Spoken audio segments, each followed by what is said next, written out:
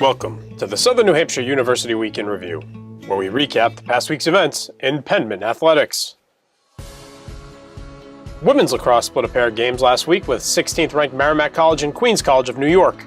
Southern New Hampshire opened the week with an 18-7 setback on Tuesday before running past the Knights 16-3 Saturday. Kelsey Long and Mary Harrington each turned in three-point efforts against Merrimack, but a 12-goal Warriors run in the second half pushed them past the Penmen. Long tallied a pair of goals and an assist, while Harrington matched the effort with 2 scores and a helper. Alexis Felt registered a goal and assist for Southern New Hampshire, while Kristen Wilder and Erin Gordon each had a goal in the defeat. Harrington again led the offense on Saturday as she tallied 5 points in the rout of Queens.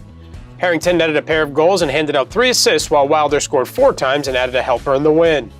Long went for 4 points in the victory with a hat trick and an assist, while Gordon turned in a 3-point showing with a goal and 2 assists. Women's lacrosse is back in action Wednesday when it heads to St. Anselm College for a 7 o'clock draw with the Hawks. Men's tennis returned to the East Region and rolled to a pair of wins over the New York Institute of Technology and Adelphi University. Southern New Hampshire blanked the regionally ranked Bears on Friday by a score of 7-0 before dropping the Panthers by the same score. On Friday, the Penmen swept through the doubles portion of the match to earn the point before Mandy Vaccalaris and Miguel Moreros breezed to singles victories in straight sets. Saturday saw Southern New Hampshire storm out again in the doubles portion of the match as all 3 teams posted 6-2 wins to secure their first point. The domination continued into the singles rounds as all 6 Penmen flights went in straight sets.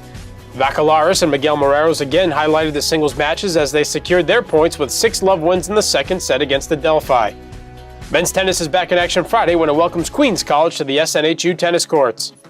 Back to the turf we go, where men's lacrosse was locked up in an NE10 tilt with top-ranked Adelphi University. Nolan Isabella caused a program record 9 turnovers Saturday, but it was not enough to slow down the Panthers, who ran to a 19-7 win over the Penmen. Cole Jacobson led the Southern New Hampshire attack with 3 points on 3 assists, while Tom Schutz and Chris Valentine each recorded a pair of goals.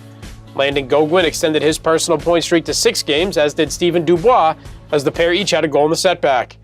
Men's lacrosse looks to get back on track Wednesday when it squares off with St. Anselm in an NE10 and Queen City Cup clash at 4 p.m.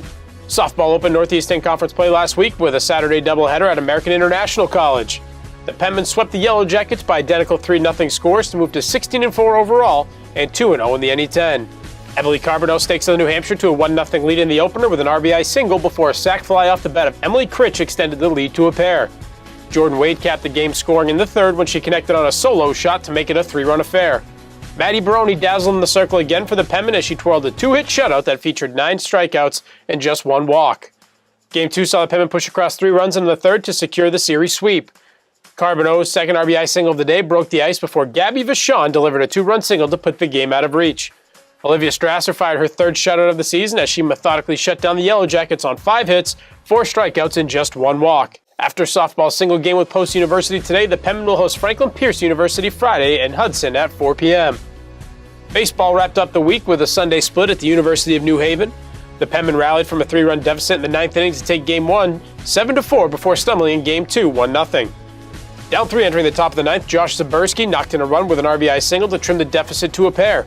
After Southern New Hampshire loaded the bases, Josh Goldstein cracked a run-scoring single that was followed by a Tom Blandini sacrifice fly to make it 4-all.